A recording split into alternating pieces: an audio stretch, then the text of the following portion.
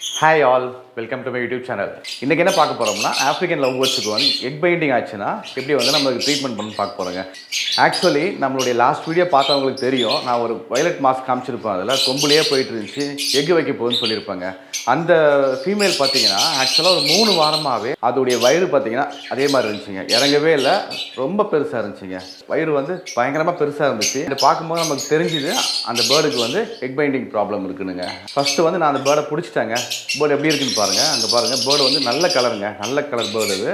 அதோடைய வயிறு பார்த்தீங்கன்னா வந்து பயங்கரமாக இறங்கியிருக்கு. ஆனால் வந்து இப்போ நமக்கு வந்து இதில் ஒரு பெரிய ப்ளஸ் பாயிண்ட் என்னென்னு பார்க்கும்போது பேர்டு வந்து ஹெல்த்தியாக இருக்கணும். பேர்டு வந்து வெயிட் லாஸ் ஆகலை, நார்மலாக பறந்துட்டு இருக்கு, ஓரளவுக்கு பறந்துட்டு இருக்கு, வெயிட் லாஸ் ஆகலை, ஹெல்த் இஷ்யூஸ் வந்து பெருசாக இல்லை அதுக்கு.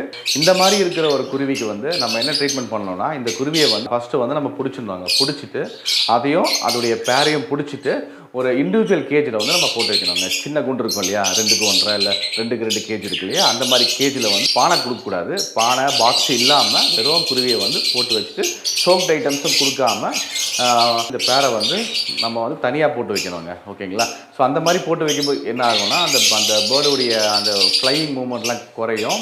அண்ட் தென் பார்த்தீங்கன்னா இந்த மாதிரி இருக்க பேர்ட்ஸுக்கு வந்து நம்ம என்ன மருந்து கொடுக்கணும்னு பார்த்தீங்கன்னா, டெட்ராசைக்ளின் இருக்கு இல்லையா, டெட்ராசைக்ளின் வந்து ஒரு 3 நாள் தரணுங்க. ஓகேங்களா? ஸோ 3 நாள் வந்து மேல் அண்ட் ஃபீமேல் 2 குருவியுமே கொடுக்கலாம். தண்ணியில் மிக்ஸ் பண்ணி வைக்கணுங்க. ஆக்சுவலி டெட்ராசைக்ளின் பார்க்கும்போது பெட்ஸுக்குனே விற்கிதுங்க. பெட்ஸுக்குனே வந்து இந்த டெட்ராசைக்ளின் பொடி விற்கிது. இதோடைய ப்ரைஸ் பார்த்தீங்கன்னா 70 ருபீஸ், 70 ரூபாங்க அது. இதை வந்து ஒரு 1 லிட்டர் வாட்டரில் வந்து ஒரு 1 கிராம் மிக்ஸ் பண்ணி 3 நாள் கொடுத்தா போதுங்க. ஓகேங்களா? ஸோ நம்ம வந்து ஒரு 3 நாள் கொடுத்தாச்சுனாலே, அதாவது அந்த எக்கால் இன்ஃபெக்ஷன் ஆகாமல் பார்த்துக்கோங்க. ஓகேங்களா? இப்போ என்ன ஆகணும்னா, அந்த வயிற்றில் இருக்க எக்கு வந்து நார்மலாகவே வெளியே வந்துடும். ஓகேங்களா? அபார்ட் ஆகிடும், ஸ்லோவாக ஆகும். ஒரு 1 வீக் 2 வீக்ஸ் ஆகும் அது அபார்ட் ஆகிறதுக்கு. அண்ட் அந்த மாதிரி ஆகும்போது சில சமயத்தில் பார்த்தீங்கன்னா இன்ஃபெக்ஷன் ஆகிடும் உங்களுக்கு. ஸோ அந்த இன்ஃபெக்ஷன் ஆகாமல் இருக்கிறதுக்கு, இன்ஃபெக்ஷன் ஆனாலும் வந்து அதுலேருந்து பேர்டு வந்து ரிக்கவர் ஆகிறதுக்காக தான் நம்ம மெயினாக வந்து ஆன்டிபயோட்டிக் கொடுக்குறோம். இதை வந்து கண்டினியூஸ் 3 நாள் மார்னிங்கில் வந்து தண்ணியில் வந்து நம்ம மிக்ஸ் பண்ணி வச்சிடலாம். மார்னிங் வச்சுட்டு மதியானம் மாற்றிடுவாங்க. தண்ணியில் கூட பார்த்தீங்கன்னா நல்லா மிக்ஸ் பண்ணி வைக்கணுங்க இதை. ஓகேங்களா? ஸோ மார்னிங் வச்சுட்டு ஒரு மதியம் வரைக்கும் நம்ம வச்சுட்டு தண்ணியை மாற்றிடலாம். இந்த மாதிரி பண்ணும்போது இன்ஃபெக்ஷன் இல்லாமல் சரி பண்ணிடலாங்க. ஓகேங்களா? ஸோ இந்த பேர் வந்து பார்த்தீங்கன்னா ஆக்சுவலாக வந்து ஒரு நல்ல ப்ரீடிங் பேர், இது நல்ல ப்ரீடிங் பேர். இந்த ப்ரீடிங் சைக்கிள் பார்த்தீங்கன்னா 2 முட்டை வச்சுது, 2 முட்டை வச்சுட்டு ஸ்டாப் பண்ணிடுச்சு. ஸோ அப்போ தான் பார்த்தீங்கன்னா உங்களுக்கு அதுக்கப்புறம் தான் எக் பைண்டிங் ப்ராப்ளம் வந்து அதுக்கு ஆயிருக்கு.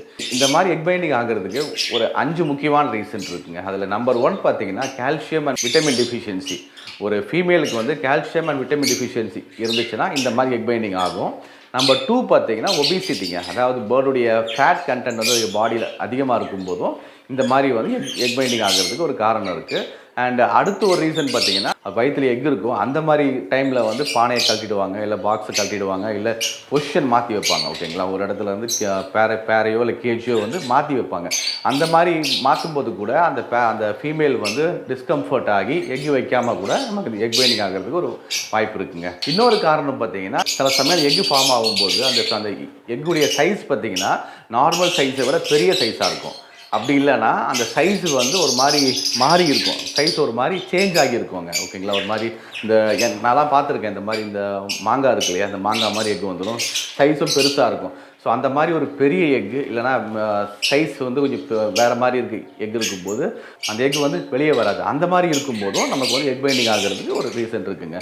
இன்னொரு காரணம் பார்த்தீங்கன்னா, அதோடைய அந்த டியூப் இருக்கு இல்லையா, முட்டை வர டியூப் இருக்கு இல்லையா, அதில் வந்து சில சமயத்தில் வந்து இன்ஃபெக்ஷன் இருக்க வாய்ப்பு இருக்குங்க. அந்த மாதிரி இன்ஃபெக்ஷனாக இருந்தால் கூட இன்ஃபெக்ஷன் ஆகும்போது அங்கே வந்து அந்த கட்டி அந்த மாதிரி கட்டிலாம் இருக்கும் இல்லையா, ஸோ அந்த மாதிரி இருக்கும்போது கூட பார்த்திங்கன்னா எக்கு வந்து வெளியே வராதுங்க. ஸோ இதுதான் வந்து ஒரு 5 முக்கியமான காரணம் எக்கு வந்து வெளியே வராமல் இருக்கிறதுக்குங்க. இப்போ இந்த பேரை பொறுத்த வரைக்கும் சைஸ் வந்து அது நல்லா இருக்குது, வெயிட் லாஸ் ஆகலை.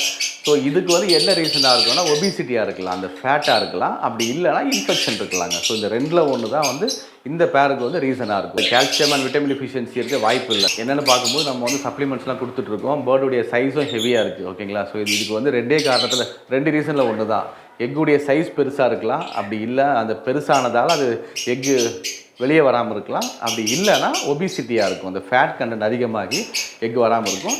அண்ட் இன்னொரு ரீசனும் இருக்குது, அந்த இன்ஃபெக்ஷன் கூட வாய்ப்பு இல்லை. ஏன்னா வந்து பேர்டுடைய சைஸை பார்க்கும்போது பேர்டு ஹெல்த்தியாக இருக்குது. ஓகேங்களா, நம்ம வந்து இந்த டெட்ராசைக்ளின் எதனால் தரப்போகிறோம்னா, அந்த உள்ளே வந்து வெளியே வராமல் இருக்க எக் இருக்கு இல்லையா, அந்த எக்கால் வந்து இன்ஃபெக்ஷன் ஆகக்கூடாது. ஸோ அந்த இன்ஃபெக்ஷன் ஆகாமல் இருக்கிறதுக்கு நம்ம வந்து இதை ஒரு 3 நாள் கொடுத்தாச்சுனாலே, தனி கூண்டில் போட்டு வச்சு கொடுத்தாச்சுனாலே ரெடி ஆகிடும். சில பேருக்கு வந்து இந்த மெடிசன் வந்து கிடைக்காது உங்களுக்கு ஷாப்பில். ஓகேங்களா, இந்த மெடிசன் வந்து ஐ மீன் பெட்ஸ் ரிலேட்டட் ப்ராடக்ட்ஸ் விற்கிறாங்க இல்லையா, அந்த ஷாப்பில் தான் இருக்கும், மெடிக்கல் ஷாப்பில். இது கிடைக்காதவங்க நீங்கள் என்ன பண்ணலான்னா, இந்த மெடிக்கல் ஷாப்பில் வந்து டெட்ராசைக்ளின் மாத்திரை இருக்கு இல்லையா, அந்த மாத்திரையை வந்து ஒரு மாத்திரையை 2 liters ஆஃப் வாட்டருங்க, 2 liter வாட்டரில் மிக்ஸ் பண்ணி அதை கூட வைக்கலாம்.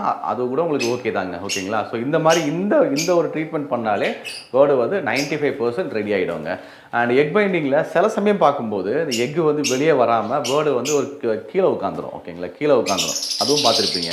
ஸோ அந்த மாதிரி பேர்டு வந்து வீக் ஆகிடுச்சு, பேர்டு வெளியே வரல, அந்த மாதிரி இருக்கும்போது நம்ம என்ன பண்ணோம், அந்த எக்கை வந்து எடுக்கிறதுக்கு வந்து ட்ரை பண்ணுவோங்க. ஓகேங்களா, ஸோ அதை வந்து புதுசாக இருக்க பண்ண வேண்டாம். அண்ட் எக்ஸ்பீரியன்ஸ் இருக்குது அந்த மாதிரி பண்ணவங்க இருப்பாங்க இல்லையா, அவங்க ஹெல்ப் மூலியமாக நீங்கள் எடுக்கலாம். அப்படி இல்லைன்னா வெட்டினரி டாக்டர்ஸ் இருப்பாங்க இல்லையா, அவங்ககிட்ட கொண்டு போனால் கூட அவங்க ஆயில் போட்டு பொறுமையாக எடுத்து விட்டுருவாங்க.